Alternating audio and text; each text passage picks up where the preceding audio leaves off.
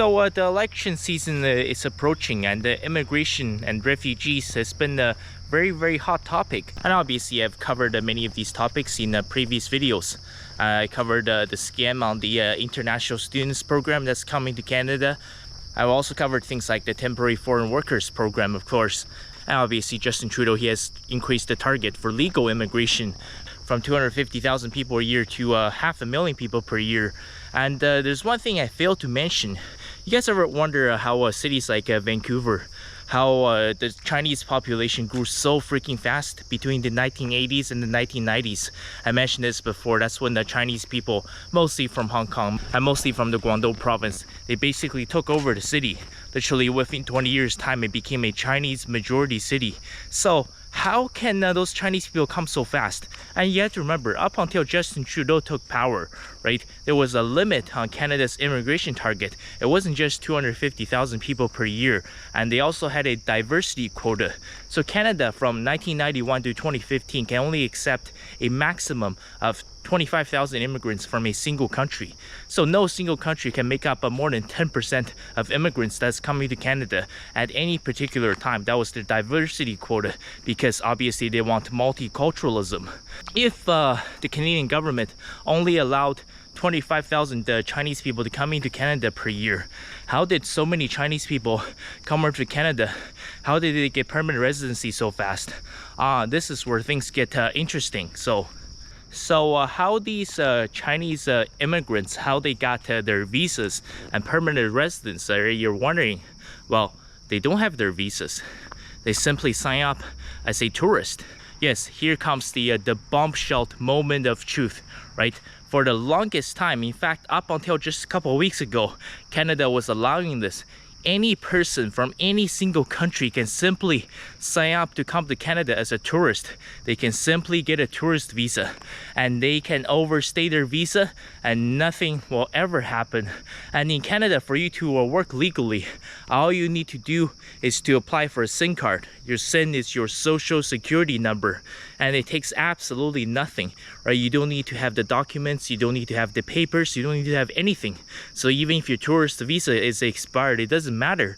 So these Chinese people, what they were doing back in I would say from the late 1970s to the 1980s to the 1990s, right? Many of these especially the rich Chinese people from Hong Kong, they would simply sell off their property in Hong Kong. They would have some cash in hand, and they will buy a plane ticket to places like Vancouver, like Toronto, and same thing in the US, in San Francisco, in Seattle, in New York, in Boston, wherever they want to go. And for the particular example of Canada, these people, they will simply come over on a temporary 15 days Chinese tourist visa.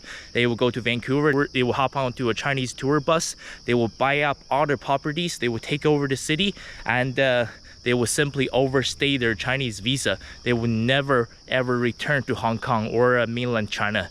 That's how the Chinese population grew so fast. Yes, you can look this up. Right, I understand that the Trudeau government and the Liberal Party of Canada are trying to do a 180 on immigration, because so many people are catching up on this. So many people are realizing that this is a 100% scam.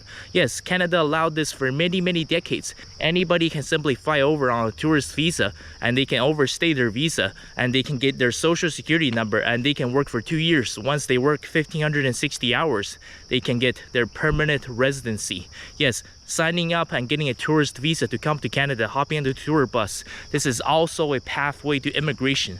That's why Canada's immigration population is completely exploding. That's why soon European Canadians will become a minority in Canada. So why would I bring up this issue now? Well, it is election season, right?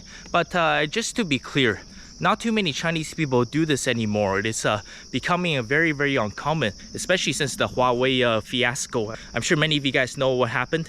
So basically, Huawei's CEO Meng Wanzhou, she was arrested in Vancouver by the Royal Canadian Mounted Police, and she was placed under house arrest for over 2 years.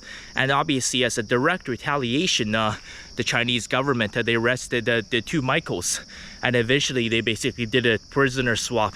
2 years later. So obviously this really soured the relationship between China and Canada. So China is not really sending much tourists to Canada anymore. And if you're wondering why would the Canadian government allow things like this to happen, why will they allow so many tourists, especially from the 1980s to 1990s, these Chinese tourists, why would they allow them to overstay their Chinese visas and give them permanent residency just 2 years later? Well, you have to remember, so up until the pandemic, right, up until before everything shut down, Chinese tourists in Canada contributed $2 billion. $2 billion to the Canadian economy.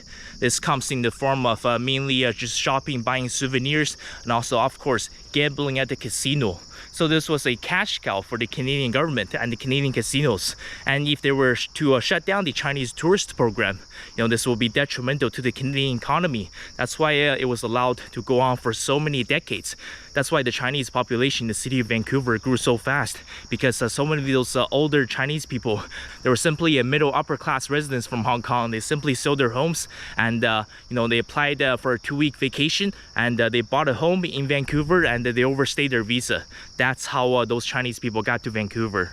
And that is not even the most shocking part. By the way, you can look this up, right? Up until 2 weeks ago, this was 100% legal, okay? These Chinese people who are doing this is not against the law. The Canadian government has been allowing this for many decades, even though the Chinese tourists don't really do this anymore. However, do you know who caught on to this? The Filipinos and the Indians. That's why, I understand some landlords, they're posting in some cities that they're refusing to actually rent to Indians, because what happens is if you rent it to 1 or 2 Indian international students, these international students, they will end up illegally subletting their apartment. And when these Canadian landlords, when they check out their Indian tenants, in a couple months time, they will find out that it's not 1 or 2 Indian that's living at their house. It's actually 10, 15, or even 20 people. And if you're wondering how the hell is it possible to go from 1 Indian or 2 Indian to 15 or 20 Indians, well, the Indian people have caught on to the same tourist visa scam. So many of these people, they can be coming from anywhere.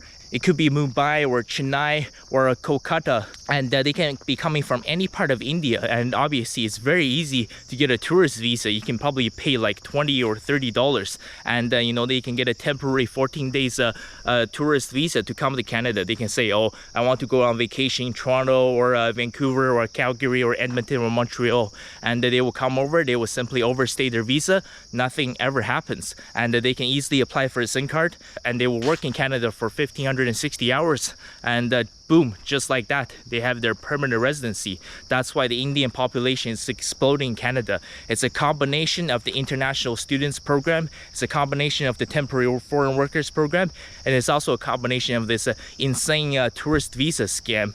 And by the way, none of these things are actually illegal. All of these people who are coming to Canada, they're just exploiting the system. It's unbelievable the Canadian government has been allowing this to happen for so many years. And yes, even though Canada is announcing that they're ending this, exploitation of the tourist visa program, they announced this a couple weeks ago. What the hell are they going to do? The Indians, the Filipinos, and the other immigrants, they will continue to exploit the system.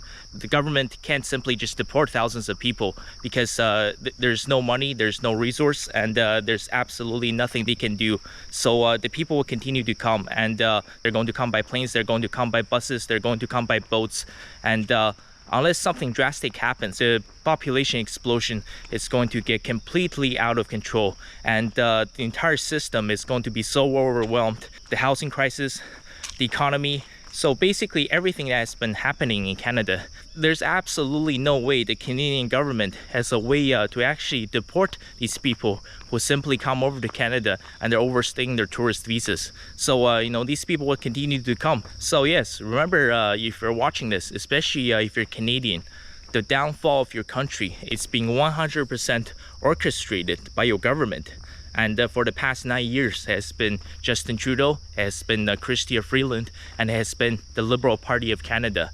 They have been planning all of this for the past 9 years. This was their goal from day one, was to completely destroy Canada from inside out.